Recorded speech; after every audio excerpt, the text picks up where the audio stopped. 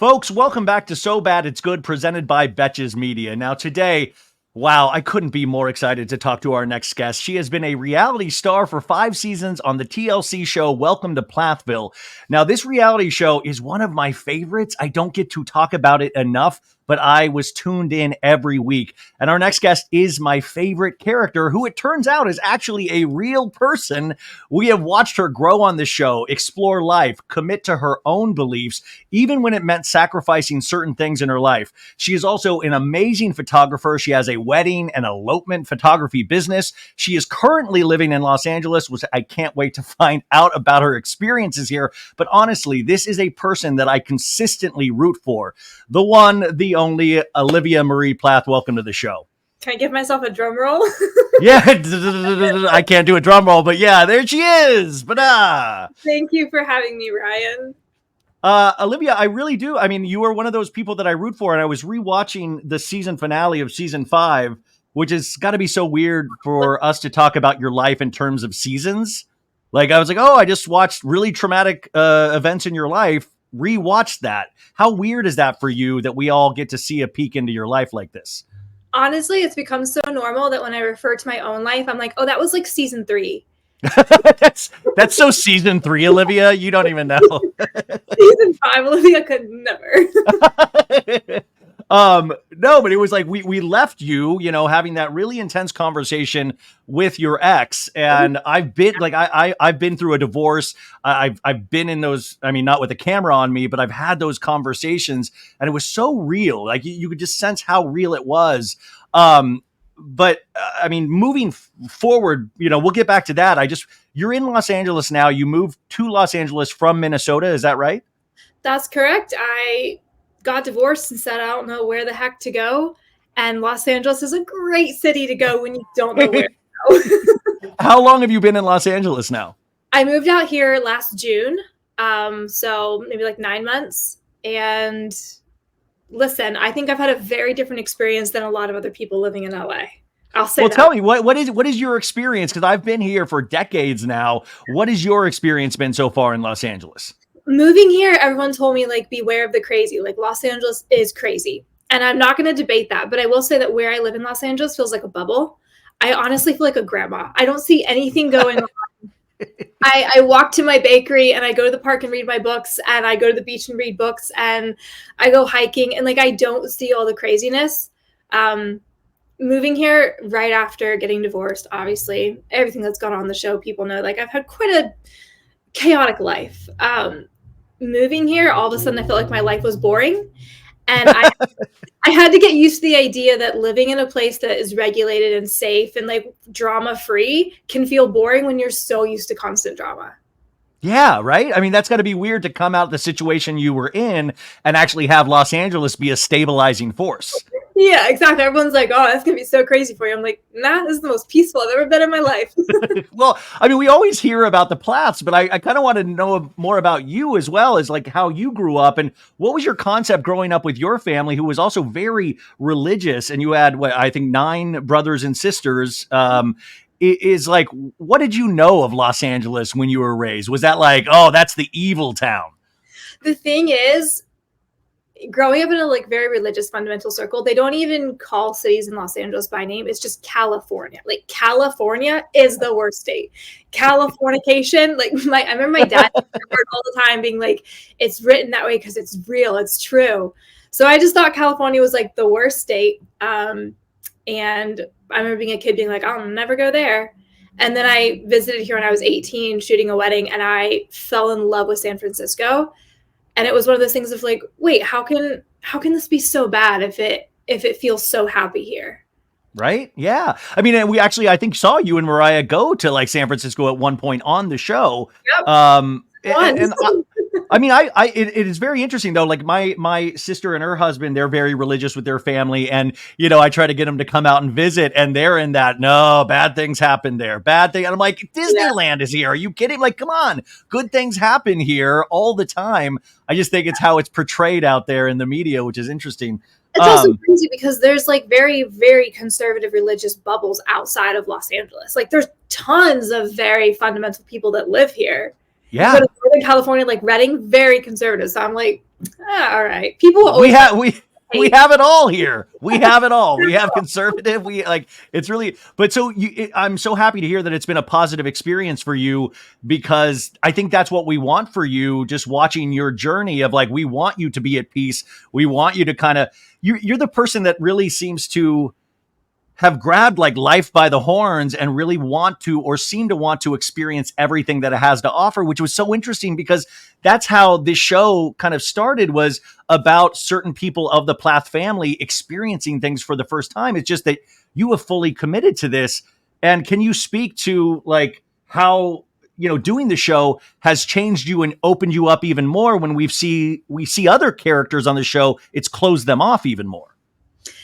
Yeah, I mean, I think part of it's baseline personality, right? Like some people have a personality that they just want more.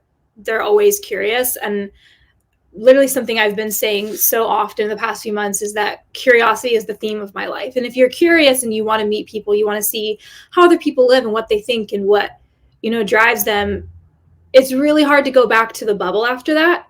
I also think a big part of it is like, there's a lot of exploration to be done when you grow up, very isolated from the world. However, it's really easy to just change the outer stuff. It's really easy to just dress different, talk different, eat different, do different things. It's a lot harder to dig really deep inside of yourself and question your own biases and question your own thought processes. And I think that that's the biggest difference in looking at some of my ex-sibling-in-laws that I thought were really curious would kind of branch out and then end up going right back to everything. I think it was really easy to change the outer stuff, really easy to have fun. And, I look at like Mariah, dress different, be different, but it's a lot harder to dig really deep inside. And especially if it requires you to critically look at your own family dysfunction, that's really hard. Most people won't. Yeah. Yeah. I mean, this reality show almost kind of makes everybody do it even harder. And it's just been interesting. That's why I thought season 5 was the darkest season yet and the most real, because we even see, even with the family, like, with the parental figures. I don't think in a million years, I never thought I would see Kim, the matriarch of the family, kissing another man on television. I never in a million years, which by the way, do you watch every season when it comes out? Or do you protect yourself? So I watched like the first 3 seasons, and then the 4th season, I was not in a great place emotionally. That year of my life was really topsy-turvy. And I stopped watching that season so much, mostly because I just wasn't even like proud of myself and how I handled things. And I didn't want to watch it over. And then season 5, I knew all the things that were being said before filming even started. And I was like, nah, I don't think I'm going to watch it. I saw clips here and there, but I didn't want to feel too angry. Yeah. So I didn't watch it. But it's interesting, though. You even say you were critical of yourself. It's not that you're just critical of other people. You're actually critical of your own behavior. And that's another thing that leads to you are constantly searching and you are constantly trying to improve who you are, which I think is fascinating. Yeah, I mean, having a camera on you all the time, especially when you're living in kind of a fight or flight situation, there's a lot of things I am not proud of that I said or did or how I reacted. And I look back with some grace knowing that I didn't have tools to handle it differently, but also providing myself accountability, going like, okay, but I can't say that my whole life. I have to acquire these tools. I have to not handle it this way the next time. So it's you were 18 years old when you got married, right? I was 20 when I got married. Okay. But 18 when you started dating Ethan? Is that what it was? I was 18 when I started courting him. And when you started courting him, that's what it's called? Yeah, I remember arguing with my dad and being like, I will not call it courting. I will call it dating. And he was very much like, call it whatever you want. It's parental supervised and chaperoned. So that's courting. Yeah. Well, just to take people through, like, the fundamentalist kind of religion and the way you were raised, to take people through it if they don't know. What was that experience? We saw the Plaths, but for you, what was that experience? You were also part, I believe, like of a family band, which we saw. Man, I gotta tell you, watching your picking up a fiddle at a bar and all of a sudden just hopping in on a song, I was like, this is insane. I've never seen musical talent like this. It was wild. I know it's hard to sum up, but what was that childhood like for you? And when did you find it restrictive? I think I started finding things restrictive when I was like 14, 15. And I didn't fully understand why. I just was very dissatisfied with life. I feel like I didn't really have any friends. My parents were not super nurturing, so there was a very big disconnect in my relationship with them. I grew up as a pastor's kid, and so I just wanted out of all of that. I had a little rebellious phase where I rebelled against my dad and I cut my hair to my shoulders and I started wearing like black eyeliner, and all the girls at church were like, "We're praying for you. We can tell you're really sick." Oh. And I did that for 2 years, and then I was like, "You're right. I'm bringing my dad dishonor." So when I was like 16, 17, I like stopped doing all of that and I apologized to the whole church and my dad for like rebelling against him, whatever. Like in front of everybody, you had to get up and apologize? I wrote a letter to all the elders in the church and their daughters who I was a bad example for. Yeah, wild times. And then, so I met Ethan when I was 16, kind of during a little bit of this rebellious phase. Was he wearing black eyeliner as well? I wish, but no. I wish, but no. I wasn't interested in him at first. His family met my family because we were performing at like a huge family conference. We were performing music on the stage, and Kim was interested in the family band kind of aspect because Kim's always very business forward, it seems like, or it reads like, and she, I think, kind of took a shine to your family and what they were doing business wise with the music. Yeah, she walked up to my mom afterwards and was like, "I want to do that. How did you do that? How much do you make? Like, what do you do if your kids say no?" And my mom was like, I don't really know. We don't get paid. Our kids just love performing music. Like, our kids just love making music together." Next thing we know, like 6 months later, they reached back out to us and they're like, "We have a band now. And like, here's how many encores we got. And here's how much money we're making. How many concerts we booked." Like, it was such a thing. Was there ever a battle of the bands, a battle of the family bands, like a band off? It was just like, what the heck is going on? Like, this is not a competition. If you guys want to perform music, that's fine. They would call us up and be like, "We're going to come visit you for a week." And then they'd get there and be like, "All right, play all your new music that you've been working on for us." And we'd be like, "Okay." And like just jamming out. And like 2 months later, we'd be like, "Wait, they're performing that song. They copied what we did." Oh. It was wild. Yeah, I was interested in Ethan. He was interested in me. It took about like 2 years. And then our courtship started between parents. Like, he wrote my dad a letter. My dad read it and was like, "Let me talk to his parents, see what I think." And the whole process was like my dad and his mom collaborating on what we could do, how often we could talk on the phone. Yeah. That's so, and I imagine, and I don't know if you've experienced dating since, but like, it's very different for a lot of us, I guess, normies or whatever. Our courting process is very different. And now we have these stupid apps and it's like nobody's writing letters to parents and stuff. And when you look back, I mean, I guess there's something sweet hearing about this, but at the same time, it's not how a lot of people go through things. I mean, has this in certain ways stunted how you approach relationships now with the opposite sex or even the same sex? Oh, for sure. Because the thing is, yes, it's sweet when you look back on the fact that Ethan and we're not allowed to talk on the phone or Skype. We were allowed to talk on the phone for like 1 hour every 3 months. So we wrote letters. Every 3 months? 1 hour? Yeah. So you look at the surface level and you're like, oh, it's like old fashioned and cute and everything. But then the flip side to that is I married someone I didn't know. And that went very poorly for me. Post-divorce, I have been dating a bit. It's been hard. I mean, how nervous do you get? Like, because I remember, after my divorce and dating for the first time, and it was, I just get scared even thinking about it because I was so nervous about, because I was married before like apps and stuff like that. And I was just like, oh, how will anybody respect me if I've been divorced? Or how will anybody, like, how has it been for you in these little situations or something? Has it been nerve-wracking? So I feel like the actual first date part, not hard at all. I purposely like say whatever weird things come to mind because I'm just like, take it or leave it, right? Like, I am who I am. Wait, what's a weird thing, by the way? What is a weird thing to you? I don't know, just like whatever comes to mind. Listen, recently talking to this guy, the subject of how to milk a cow came up, and we had a little argument. I'm like, talk about whatever you want. There's no set rules. I'm guessing you brought that up, not him. Accidentally. I don't really know how it happened. Yeah, that's what happens in courting in 2024 in Los Angeles, in California. Yeah. I don't do the apps. I'm just I'm a true crime fanatic, and I'm a little too scared of being rolled up in an Oriental rug and found in the desert. Good. Yes. You should be scared of that. Please. Yes. I don't do apps. Yeah, And you have a little bit of fame and recognition too. So I would imagine, that's got to be scary too, because people can go and find out more about you than they can. That's the other thing, is that people then look into your history. Oh, trust me, the tabloids are there. Lots of them. Lots of misleading ones. I don't have trouble on a first date. I feel like I can make conversation pretty easily, and I feel like I'm pretty personable. The hard part for me is getting past the first date, because I grew up in purity culture, which basically told me that as a woman, like, I was solely responsible for keeping men from going to hell. If I dressed too inappropriately and they lusted over me, I caused them to stumble. If I had sex outside of marriage, then I was like a crushed flower, chewed up gum.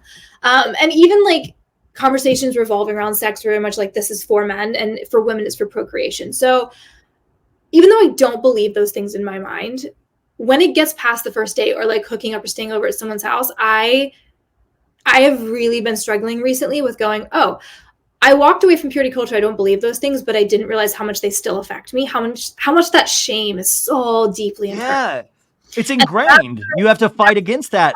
It's wow. Yeah, that's where it's hard for me. That's where I'm tripping up recently, is like trying to bring that shame to the light and send it packing on its way. And it's really hard. There's a lot of hangups.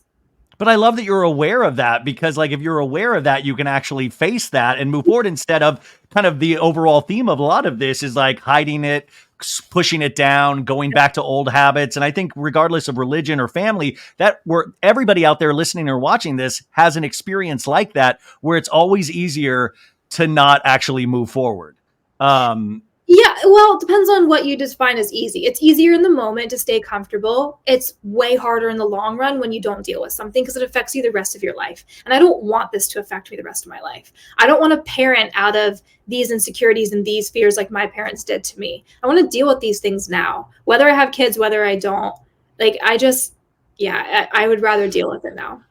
I know I'm hopping all around, but you said something just a second ago that just kind of stuck out in my mind about what a woman's duty is to a man. And, how you are almost putting a man into heaven. Like, that is the woman's job out there. You can save a man from going to hell, women out there. That's a job. But also the other job, which was like on that last episode, which was like, you got to cook 3 square meals a day. You got to cook the 3 square meals. And you made this beautiful point of like, well, what if I want a meal? Like, what if, what about courting culture in 2024 of like, hey man, guys can cook for women too. This is such a BS kind of like we're fighting about meals here. Like, that's a gateway drug to hell, is if you don't cook a man 3 meals.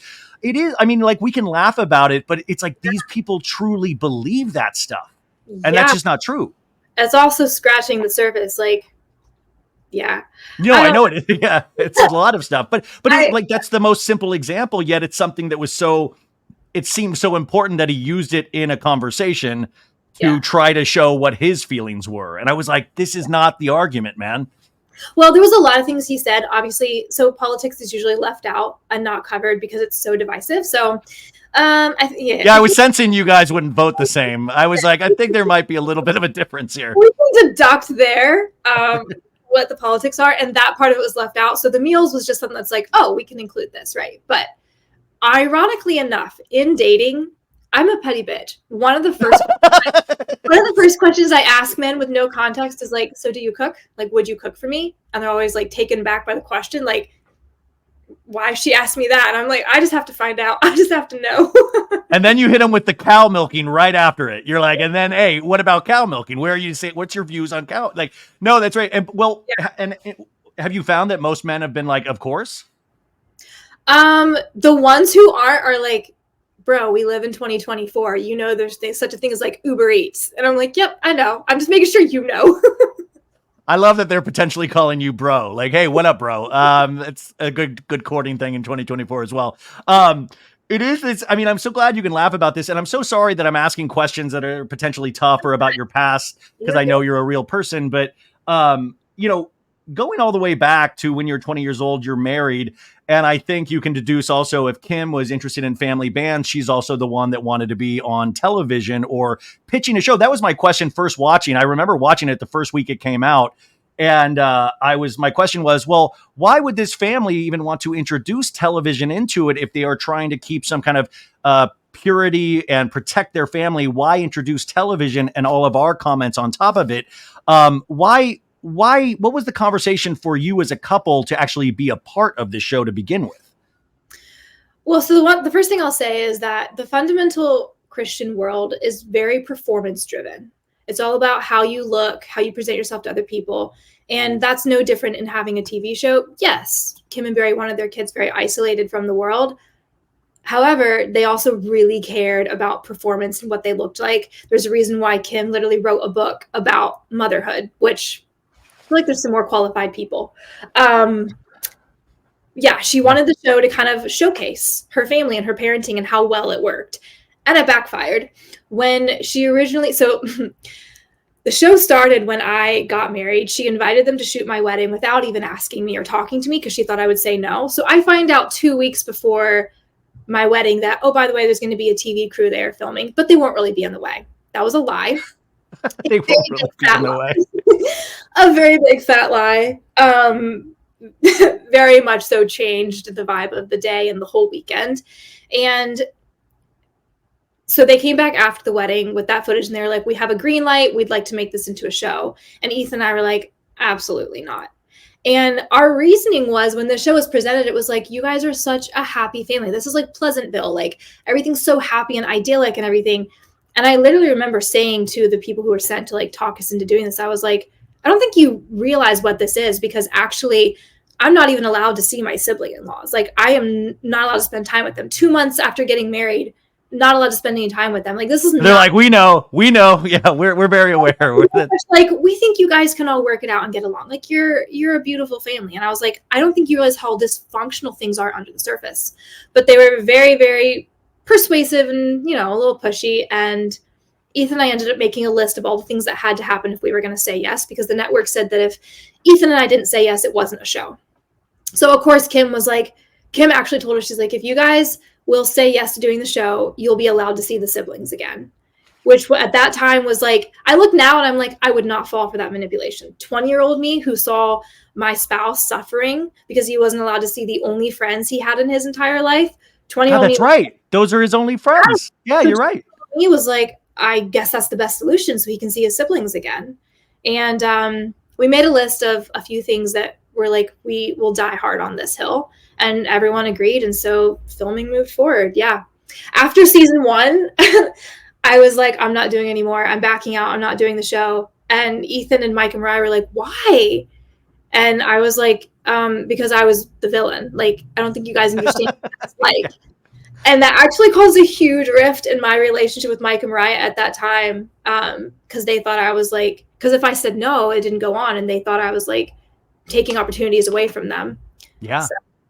Well, I mean, you are, I mean, and kind of, see, I call it the voice of reason. I always have this concept on reality television. There's a reliable narrator, and I put you in that category. You're a reliable narrator. I can trust you. I can you're not, I know you have your faults, but I can actually trust you to tell a story from point A to point B. It's the motivations of everybody else around, starting from the parents and moving down, that's the thing that you kind of have to parse out the actual reality of the reality. And putting yourself into that situation year after year or season after season, and also seeing how popular this show got, it's got to be really scary for you who actually is trying to grow, trying to have a real relationship with your husband, potentially one day having a family. I mean, obviously you said it felt icky from the beginning, but then you also brought up the movie Pleasantville, but the movie Pleasantville also talks about how messed up it is trying to stay in this bubble. And you're right. It backfired completely because Kim starting this to see where Kim is now, Mariah, Micah, everybody, it blew me away. I never even thought I'd see Barry in the gym pumping iron. What a weird image that was. I was like, what is going on? I'm seeing Barry out trying to pump his son. I was like, what is going on in this family? So all that to leading to, would you do season 6? Yeah. And will you be doing season 6? Yeah. Good. I think that if you're going to idolize a lifestyle that promotes the dysfunction that we see, then you have to show the flip side. You have to show what happens when someone walks away from it. You have to show what happens when someone questions it. Otherwise, it's not the full story. It is just this little prettified, whitewashed, happy version of it. And that is not realistic. So have there been like not so great parts of filming? Yes. There's also been amazing parts of shooting this show, which is the people. What's been some of the amazing parts for you? Honestly, the crew that we have, throughout the years, a few people have changed, but the core crew that we have become people in my life who I can't imagine my life without them. I love that. Such wise and wonderful, kind, empathetic, compassionate, intelligent people. And the experiences that it's brought into my life, the people I've, friendships I've made because of the show, I wouldn't give all of that up. I think that I've always been curious, but I don't think that I would have propelled forward this quickly without the show. And it's come with its growing pains, but I wouldn't trade it for anything. But this never could have been when you were a kid. You couldn't even possibly imagine any of this for your life. Any of this. No. My sister and I were laughing the other day because both being single now and dating, and I found a picture of her. Wait, does your sister live in LA with you? No, my sister lives in Arizona. Okay. She moved out there a few months ago, but. And this is Lydia, who we saw on this past season, right? Okay. 6 hours away. We see each other quite a bit. She's actually working in the other room, visiting me. What up, Lydia? Lydia! But yeah, my sister and I were actually talking about this the other day because I found a picture of me and my ex and her ex. And I was like, gosh, even a year ago, could you imagine we'd be where we are? Like, I knew I felt trapped in the marriage I was in, but also I felt like it was the commitment I made and I didn't know how to walk away from I was just terrified of the ramifications of getting divorced with the public watching. And that's really scary. It was scary, but honestly, the best thing that ever happened to me. You just brought up photographs, and you're a photographer. And one of my questions, or what I've always wanted, why photography for you? Like, what is something about capturing an image? What does that do for you? Why did you get drawn to that in the first place?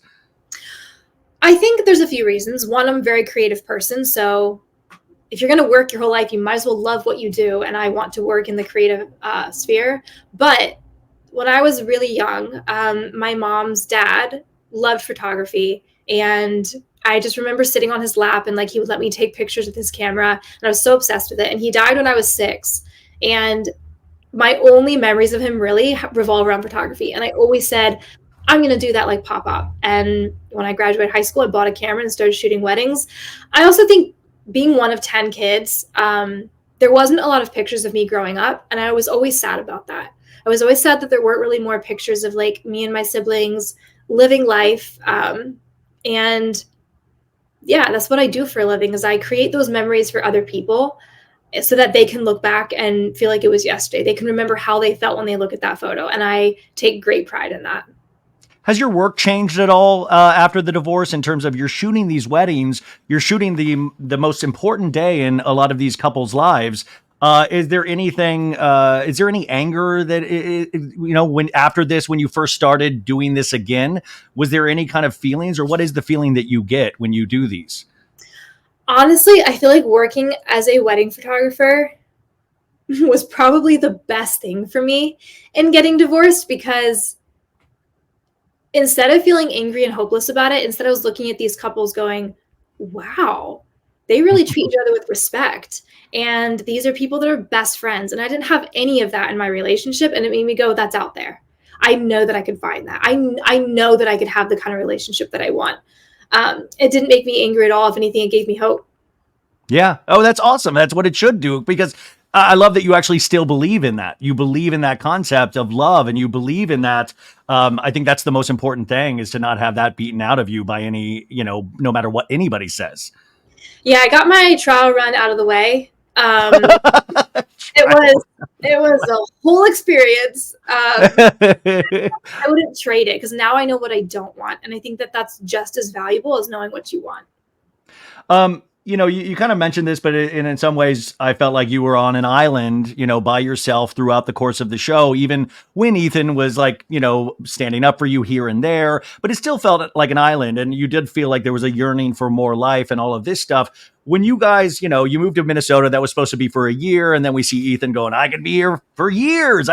Was that you guys just running from your problems and trying to pick up and like, okay, we'll throw this at the relationship to spice it up. I mean, you spent like 6 weeks in Europe, but I think there were probably, you can't really run from your problems, but was that you guys trying to run from your problems and put a Band-Aid over it? No, I think hindsight's 2020. So I was terrified of being stuck. I was terrified of putting down roots. I grew up in a really small town. It felt like a fishbowl. It was a very conservative town. Got married, moved to another very small town that was a fishbowl, especially being on reality TV and having in-laws that hated me and talked to everyone around town about me. So it just felt like I was suffocating. And Ethan is a very stubborn person. And I think I reacted to that stubbornness because I was so terrified of being stuck. And when we separated the first time, that was a major reason why. Is I was like, I'm so depressed here that like I feel like I can't even function and do my job properly. I can't live here. I can't imagine being here the rest of my life. And he wanted to, and I was like, I got to take a break because I don't know what to do. And after that separation, he came back to me and he was like, I'll give you 3 years. We can live in a different place for 3 years, because most leases are 12 months. So we signed 3 different 12-month leases in 3 different states. We see what it's like to live elsewhere. Because I was like, I don't want to be stuck in the South. That's not my vibe. Living in the deep South is not my vibe. So I wanted to live in like 3 different states and get off the East Coast and see what was out there. And we made the agreement we would do 3 years. And then after that, pick a place to settle down. And that was like the compromise. A lot of people looked at it as running. I look at it as like, how do you know where you want to live if you've only ever lived in one place? Yeah. No, you don't. Ironically enough, post-divorce, moving to Los Angeles, I don't want to put down roots here, but now I'm going, I think I'm ready to put some roots down. I don't feel the need to move around so much. And I think so much of that is like, now I can see that a lot of it was my reaction to Ethan of feeling very suffocated and stuck in the relationship with his family, with everything, and just trying to get out and changing the only thing I knew how to do, which was location. And now that I'm in the driver's seat of like my own life and how I feel with the people around me, I don't feel the need to travel so much and jump around so much. Like I can deal with the inner stuff, just changing the outer stuff. Yeah, no, that's like the step. I mean, I was watching you guys on that couch and it reminded me of when I had to go to, or not had to, I chose to go to couples counseling to try to make my marriage work. And I was like, wow, this is like couples counseling, but it's like a reality show. Did you guys actually ever do real couples counseling? Because it seemed like something that Ethan would be really against, knowing his character, which is just by a show. I'm not trying to talk bad about Ethan, but it just seems like something he would be against. Yeah, no, he was against it from the very get-go. We had like premarital counseling and he thought that was enough. However, the guy who did our premarital counseling, I didn't know him. He was a friend of Kim's. She set it up for us. Friends of Kim's. Sorry to laugh. I remember sitting in the first session and literally the first thing he said, he looked at Ethan. He was like, Ethan, I know your parents and they're wonderful people. I have no qualms about you. And then he turned to me, he's like, Olivia, let's talk about you. What's your relationship with your dad like? And from that moment, I was like, fucking hate this. This is not it. So probably by like year 2 of being married, I was asking to go to counseling and he was dead set against it. When we were separated the first time, he agreed to go for a little bit. I think we got maybe 3 sessions in and he stopped showing up and I was just there by myself and I was like, I'm not going to do this. I'm not going to waste my money on this. Yeah. At the very end of our marriage, like season 5, see, I talk about my life in season 5. This is like Taylor Swift, the Eras tour, but it's Olivia, the season tour. Yeah. I asked him to go to personal therapy and counseling at that time, and he was dead set against it. So, yeah. I mean, I kind of figured. Also, I think, you are such a strong proponent, and I love this about you, LGBTQA, like you believe in the concept of love for everybody, which was always my thing in terms of like God's teachings and stuff. I'm like, this man, loves everybody. If you believe in the concept of, it's such a simple belief for me to believe in, that also seemed, and you guys never really said it out loud. I was also assuming that was something that Ethan, because that conversation on the couch, which I keep going back to, was just, talked about kids of like, well, I can't have kids with her kind of because of her beliefs. Was this one of the beliefs? And okay, yes. Yeah, he was not okay having kids with someone who would allow them to be whatever they wanted to be, to love whoever they wanted to love, to identify however they wanted to. That was that's what he means when he says patriotic. And when he talks about principles, is he wanted to raise his kids very right-wing, very conservative, which, look, at the end of the day, everyone makes their own choice, right? Like, if he wants to live that life, that's fine. But I'm the kid of two people who they value those principles, who frequently told me I was going to hell and all these things. And I couldn't in good conscience bring kids into an environment where I thought that they wouldn't be loved and accepted for who they were. And he told me that. He told me, like, if my son ever comes to me and is gay, like, I'm never going to talk to him again. And I was like, well, I can't in good faith have kids that are going to be treated that way, because I know what it feels like to have the void of parents in my life because they value what they believe over who I am. Yeah. I mean, like, I love people that say these things without ever meeting their kid. Like, if I had one in the future, it's like, hey, when you meet your kid, you're going to fall so deeply in love with your kid, probably, that it would make you open up. I mean, that just, to me, and I guess I'm blessed and I'm so privileged that I can love anybody that I want, and there's no trigger in my brain that says that's bad. But it's interesting because Ethan, you kind of root for him throughout the seasons. He was presented as this kind of goofball that we watched him try liquor for the first time and we all laughed with. And I really believed that, like, you were this force. I don't believe, I guess, in changing people, but you saw that, I don't know, you saw this affinity that he had for you. And I was just so bummed that he kind of leaned into certain other things that he was raised with. And I mean, in terms of Ethan, because do you still have a relationship with him in any sense? Did you have to draw boundaries for yourself, or did he? I don't think it was so much drawing strong boundaries. I mean, the divorce process was very drawn out and very long, like 9 months, I think, because he changed his mind after I moved to Los Angeles and was like, actually, I want to get back together with you. And did he try to woo you? How did he try to woo you back? Like, I'll cook for you? Not that. That's what he should have said. No, he just, he wanted to get back together very badly, and I didn't. And so he didn't want to sign papers. He thought that I would change my mind if he held out. Were you ever close? No. At the end of the day, I think we didn't know each other when we got married, and we were so different as people. And him having to choose between me or his family because of how the situation was, I think that those were big factors in us not being friends now. He did tell me that when he told his family we were divorced, they, like, had a little celebration party. So, oh God, I feel like that says, like, a lot about kind of why he's being pulled back and all that influence. And yeah, we weren't friends when we were married, so there's not really a reason why we'd be friends, post divorce. The only tricky part is that he's very close with my younger brother and Nathan.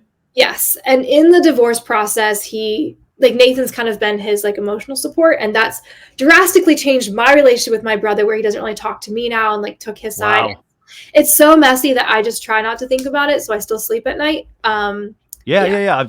I won't bring that up, but no. I mean, I want you to sleep well. You're in Los Angeles, the city of dreams. Come on. Like, no, I find that really interesting. Is, like, especially after any breakup of a relationship, where family and friends go and who they believe and the stories they tell. Has there been anybody in the Plaths that sent you any kind of secret message of, like, I really respect what you're doing? Have you gotten any kind of support at all from the Plaths? I mean, no, and I wouldn't expect it. I'm still close with the extended family that lives in Minnesota. And when Ethan and I got divorced, having close relationship with them, I had a conversation with all of them of what this looks like moving forward. There's no expectation for you to still have a relationship with me. If you feel torn between me and Ethan, I respect that. I respect you're his family. And they were all like, Olivia, if we were in the middle, it's because we'd be doing that to ourselves. Like, we can have a relationship with both of you. And I'm still close with all of them, going snowboarding with them this weekend. So all the cousins, aunt and uncles, grandparents, they still talk to me, but none of Ethan's immediate family. I didn't know if Kim was like, we need you to do season 6. And also Kim at this point should be like, girl, I understand what it's like to be adventurous now. I understand what it's like to want more. Like, Kim especially should act from her actions in this past season. I feel like, I mean, and guys, the DUI, all that crap, like, you can check that out elsewhere. But it's got to be wild for you. Like, there's a certain, it almost comes up like a hypocrite in a certain sense. Listen, I'm a petty bitch. I know that she thought that I wouldn't be a part of, Plathville anymore when Ethan and I got divorced. And I know that she's disappointed that I am.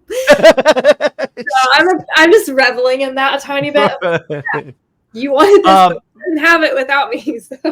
So I'm a student of reality television, and if I was a producer on reality TV, the storyline would be like, okay, I know the Ethan thing, so I want to see you dating, I want to see you moving on with your life, but I need you to be connected with the Plaths in some way. So is there like what I would think as a producer would be like, I wonder if I can have Olivia have a conversation with Mariah in some way, because Mariah looked up to you for so long and then really vehemently went against you. And I think kind of made up some certain things about her music, which I don't really believe, unfortunately, her side. Do you have to draw any boundaries for yourself in terms of filming and what relationships or conversations you're going to allow yourself to have? For sure. Yeah. When there's an opportunity for connection for those conversations, I communicate up front. Like, if this turns into a blame festival, I'm walking away. If this turns into a circus, I'm gonna walk away and let it burn. To quote Ryan. Yeah. But as far as the rest of it, like, I feel like Ethan and I getting divorced, my life has just gone a completely different direction. And there's like no crossover between my life and theirs at all. Yeah. I wouldn't imagine there would be. And that's why I'm like, how do we have that thin connection and I guess the thin connection is that, you are getting out of this marriage. And I think we want to see your journey, which I'm so excited about. But even that, are you scared to show your journey because it might ruin the actual journey for you? Like it might actually take away some of that sweetness of discovering, even discovering yourself more? No, I feel like I'm being very careful about what I say, what I share. I don't feel pressured to say anything I don't want to say. And even in dating, in trying to find the balance of like what to share, what not to share, I always just ask myself, like, would I feel safe with this out there? Would I feel safe hearing anyone's opinions about this? And if I don't want to hear the public's opinions about it, I'm probably not going to share it. So do you ever go searching? Do you ever like do yourself self-harm and go searching for like the Reddit threads and the TikToks and like Reddit? The thing is about Reddit is I love using Reddit. It's like a cesspool and a gold mine. In using Reddit, things about the show will pop up and I'm like, oh, I should not read that or I will hate So you're aware, you tiptoe around a lot of these things. I'm aware it's all out there. It's kind of hard to ignore it also when all the Karens and Sharons come on my Instagram. But you know what? I think that people judge what they don't understand. And yeah, of course. They haven't lived that experience themselves. And then once they do, you usually like they have a different understanding. And life is kind of like that. It'll present situations where something that you're so vehemently against, you will change throughout the course of your life in so many different ways. Yeah.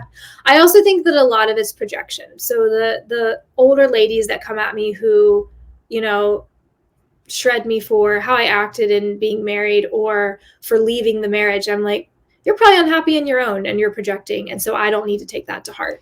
Have I messed up and made mistakes? Absolutely. The people I'm going to listen to who provide accountability for that are people who know me, who know the situation, and who love me and want the best for me. If someone who wants the best for me is like, hey, I think you could have done this better, I would be a fool not to listen. If someone on the internet is like, you're a bitch, I'm like, well, well, this has started poorly. Okay. Do you have like 15 more minutes? Are you good? Absolutely. Are you having an okay time? Is this okay for you? No, this is terrible, Ryan. No, I'm kidding. Yeah. Let's start our feud right now, Olivia. I want to let's start the feud right now. Okay. So I just even moving aside from the Plaths, all this crap, what do you like? What do you consume in terms of media? Like, what are your favorite television shows? Do you watch reality TV? What do you like to watch? I'm the worst when it comes to intaking media. I feel like growing up in a world where I didn't watch any news, didn't watch television. As an adult, it sometimes is very overstimulating, especially living in these unprecedented times where like the whole world's on fire. What do you pay attention to? What do you take in? If I'm just watching fun things, then I feel like I'm ignoring the real issues at hand. If I just pay attention to the real issues, then I feel like it's a pit of despair. I can't do anything to fix all these things. So it's a fine balance of like trying to figure that out. Every single friend that I, become close with starts making me a list of all the things I've never watched that I should see. And it's 10 miles long. I will never make it. I And start. you're going to feel guilty every time you watch something potentially. Yeah. I start a lot of things. Like literally last night, my sister is visiting, and she's like, "Have you seen Modern Family?" I'm like, "Nope." She's like, "We're starting." I've now seen 3 episodes of Modern Family. Will I continue? I don't know, because tomorrow someone's going to be like, "You've never seen this? Yeah. We're starting." It's just a lot of unfinished things. Has there anything that you started that you're like, oh, I love this? I immediately have a reaction. I don't know, because I feel like a lot of things I watch become background, so I miss out on important things. I just finished watching The Bear, actually. Oh, what did you think of that? First off, Jeremy Allen White. Okay. Oh my God. Okay. He's the hottest man ever. Wow. No, he's not even actually like my type, but I just was like, he knew what he was doing. So that I love shows like that where there's like something at stake, but also a little bit of comedic relief. A little bit anxiety inducing. I'm like, did you watch that Thanksgiving episode with Jamie Lee Curtis, like the flashback episode? I mean, it was so intense, the whole episode.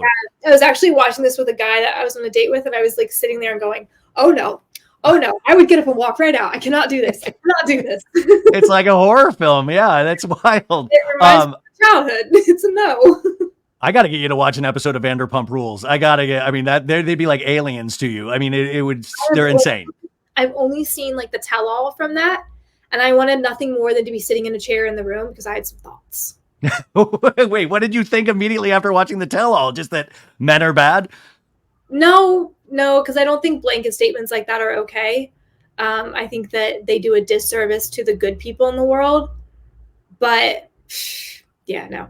The only thing I can say is I kind of wonder if a tell-all for Plathville would be like worth the while or not. I don't really know. I think it would be if you incorporated some of the actual events that surrounded it, how the show came to its origin story, what actually was going on in you and Ethan's relationship beforehand. That's why I think these interviews and stuff like that add a lot of context to the actual story. I don't think it harms the show, but I think it helps the show because there are a lot of like the producers are trying to tell a very specific story, and there's a lot of blanks that have to be missed because you only have 43 minutes of television time each week with a family. So you're going to miss these things, and you want to get a full picture of a human being.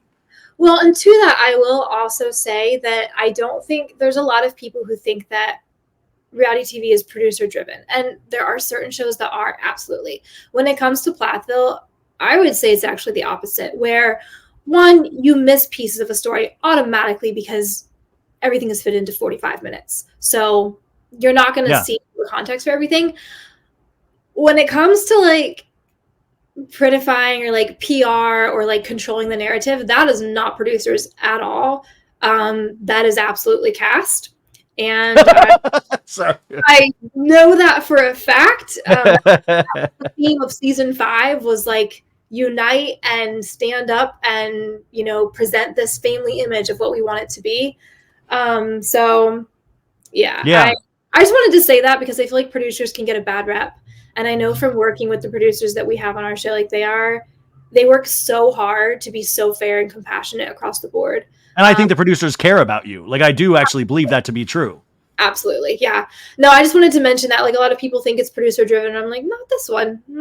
Not this one. Well, that's good. That's good to hear. Okay. In terms of music, what do you, cause you know, you come from a musical family. What do you love music wise? I'm a classic rock lover, like through and through. So what does that include? What do you consider classic rock? Okay, classic rock, I would say, is like anything from the 70s to early 2000s. So it's quite a broad genre. My classic rock playlist that I made for myself is like 13 hours long. So there's like a lot in there. Wait, can we share the Olivia classic rock playlist? This needs to be shared out there for long drives. It's on Spotify. Oh, it is? And it's called We Will Rock You. Because, yeah. Well, I mean, what's your favorite pump-up song on the classic rock playlist? Okay, so hold on.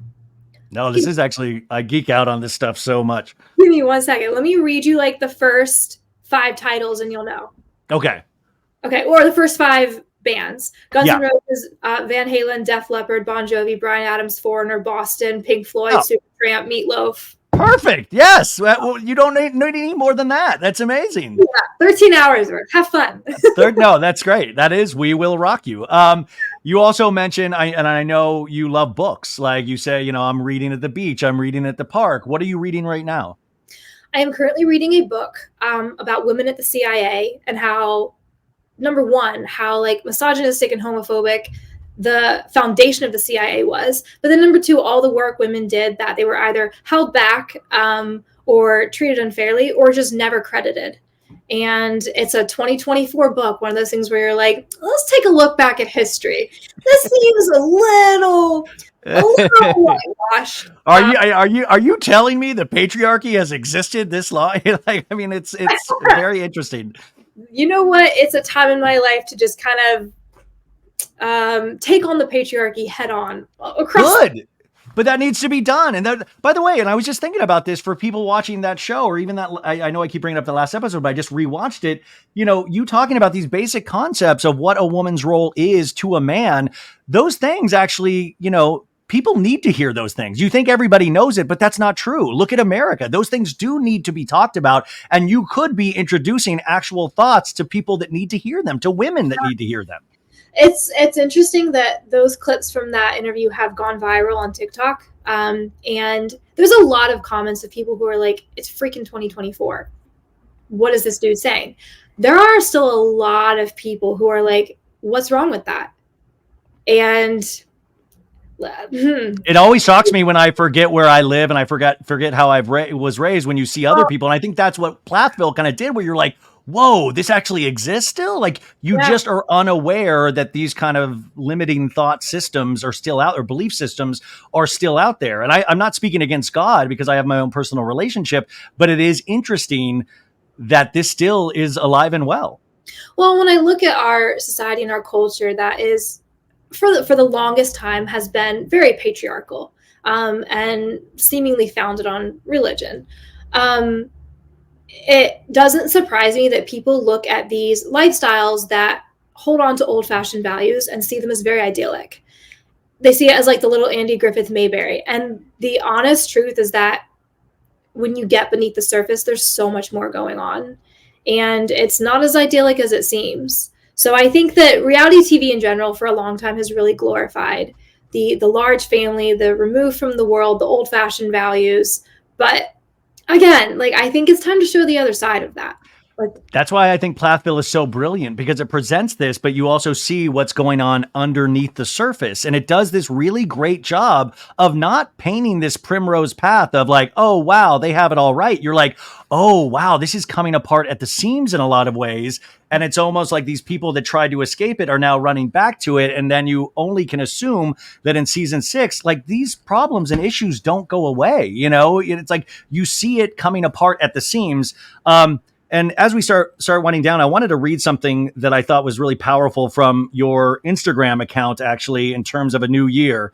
And you said 2023 was quite a year. A while ago, I wasn't sure how this year was going to feel in retrospect, because getting divorced, losing a younger brother tragically, and questioning everything you know while starting over in life is a lot to have happen in a short time. But the honest truth is that I'm so thankful for this year. It challenged me, it shook me, it provided time for grief, and also gave me room to gain confidence. And you continued in 2 more beautiful paragraphs, but is that really how you felt coming out of 2023? Absolutely. I think Ethan and I went our separate ways March of 2023. So very early in the year, I was like, this year's going to be a shit show. And then my youngest brother unexpectedly died in May. And going back home for his funeral, being around my family again, it threw me for a loop. But then I moved to, LA right afterwards. And I honestly feel like for the first time in my life, I feel at home with myself. And I really wasn't sure how I was going to feel about this year, because it started off not so great, but ending the year, I could not be more thankful for where I am. I think that everything that happened to me was meant to happen. And it's been actually a force for good in my life. Not that everything's easy to feel or the best, but it's an opportunity. It's an invitation for me to look deeper and to find out how to deal with it in my life, how to acquire the tools for next time. it's an invitation for me to grow as a person, and I can't hate that. Like, I have to be so. But you're accepting the invites. I'll like hide from the invite and say, "Oh, I didn't get it in the mail. I'm just gonna hide in my bed for a while." Like, you're actually accepting the invites, which is amazing. And finally, you actually just mentioned this, going back home and putting yourself in that situation, and it was the right thing to do, obviously. But was there any trepidation about going into that situation because you were going through such a tough year? I mean, are you allowed to share any of that experience? Did your family welcome you with open arms? Did it provide any healing overall? My parents don't talk to me. I've been blocked by both of them. I'm not the only one. There's several of my siblings who are the same way. We've chosen a different lifestyle, and because of that, we're not allowed to talk to our younger siblings, and we're not allowed to be a part of the family unit per se. So my youngest brother who died, he was 15, and I hadn't talked to him in a few years. I wasn't allowed to. And first, when I found out he died, like, there was a lot of anger at first. But going back home for his funeral, I went with my sister Lydia. We stayed together like glue the whole time, and just seeing like how they all live their life, how they deal with everything, it was confirmation to me of like, I lost out on relationships with my siblings and relationships with my parents and everything because I've chosen different, but I could never live this lifestyle. This isn't me. And so you look at it, you're like, you weigh it in a scale. What do I want? What do I want out of life? Do I want a happy, perfect family where my parents love me and support me? Yeah. Can I give up myself for that? I can't. I honestly can't. And so there has to be some kind of peace resting in that decision of like, I choose me. I choose to be myself, and I am going to lose things for it, but it's always worth it to choose me. Damn, I wish I had met you 15 years ago. Ethan, I mean, what you're saying is really powerful. Like, people need to hear that stuff. Like, if you're out there listening, like, play this for somebody that is going through something. Like, people need to hear that. Like, I wish I had heard that coming out of my relationship, or I wish I had heard, like, these are really important things, because I don't think a lot of people have this kind of bravery or belief in themselves that they're worth betting on, that they actually appreciate their life or wake up with some kind of gratitude. I find that even hard for myself on a daily basis. So it's really fascinating. But like, watching Ethan go through that with his family and the shunning, you were actually actively already shunned from yours as well. I mean, is there any hope in your heart, even though you can't live that life, that you can be cordial down the line or have relationships with your siblings? Or is that something like, I don't even think about, I don't even put it out there, whatever will be, will be? Yeah, I would say it's not something that I'm really actively like seeking, working on. I think that there are definitely Christians who are not judgmental. But the fundamental word that I grew up in, I call it a cult. I think that fundamental Christianity is a cult by definition. And when I look at it that way, I'm like, I see how easy it has been for some of my siblings to be sucked back into the cult. I see how easy it was for my ex-sibling-in-laws and for my ex-husband. Like, family relationships are very important, and they fill a very big place in our life. And that void is hard. And a lot of people who leave the fundamental world end up going back because they don't want to give up those family relationships, and you're shunned if you don't live that lifestyle. I don't want to be pulled back in. I've seen it happen to siblings and my ex-in-laws. Like, I just don't want to risk that. Down the line, could things change? Absolutely. Is this something I'm trying to facilitate right now? No. I have so much work to do on her that I can't manage everyone else. Like, I'm just focused on me. Yeah, I just watched this docuseries called Let Us Pray on Max about the IFB. Really, really intense stuff. And you guys, I interviewed the director last week. You should go back and listen to that. But this was just amazing. To end on a fun note, Jeremy Allen White, we know you're hot for, even though he's not your type. What is Olivia's type? As you are getting to know yourself, what are the qualities that you look for in a man in dating in the year 2024? Okay, so I'm going to give you a two-part answer. I am just a woman after all. But looking at like character, I'm like, yeah, it's super important for me to date someone who is very curious about life, who's very compassionate towards other people. Because if they're curious and compassionate towards themselves, they can be that way towards other people. And those are two things I really want in a partner. I also want someone who doesn't go into it looking at like, this is a relationship forever. This is a relationship as long as it's healthy and happy. And if both, exactly. You know that sometimes things don't last forever now. Now I know. If I'm being a little more primal, listen. This is the second part of the answer, by the way. Listen, Italian men do it for me. Back in the summer when I was like divorced and thinking about dating, I was like, all right, I'm gonna be a hoe. I never got these years when I was a teenager. I'm gonna be a hoe now. And I found out that I really can't be a hoe because I care too much about people and I get invested. And I also found that my type, which was Italian men, went to Italy to look for some. Wait, is this the trip you took with Ethan that you went and looked for? Okay, I was like, wow, that's what an exclusive. No, there was no crossover. There's no crossover. I waited till I was single. But I learned that like they really love to hoe. They don't really like to commit. And I kind of do. Oh, that's their whole bit. Like catcalling, the whole thing. So I have been struggling with that a little bit of like what my type is, but they're not long-term people to date a lot of the time. So, you know. I mean, is there 3 men out there probably that are deeply in love with you right now that are like, and you're like, you know what? I'm moving slow. Yeah. Yeah, that's it. I was kind of, I bet like everybody's like deeply in love with you that are dating you, but that's great. That's your adventure. It's going to be really exciting to watch. How do we support you from this point on? Because I mean, your Instagram, huge following on there. I mean, are you even at a place where you are accepting, like if I get married tomorrow, can I have you shoot my wedding? Like, how does this even, because I was trying to find information to like book you and things like, how do we as an audience support you and your journey from this point on? Honestly, I feel so supported just by the people who follow me and, you know, watch my journey, who jump in my DMs and let me know that it means a lot to know that they're not alone, that there's someone else going through it. For people who want to book me, there's a link in my bio where they can reach out to me via my website.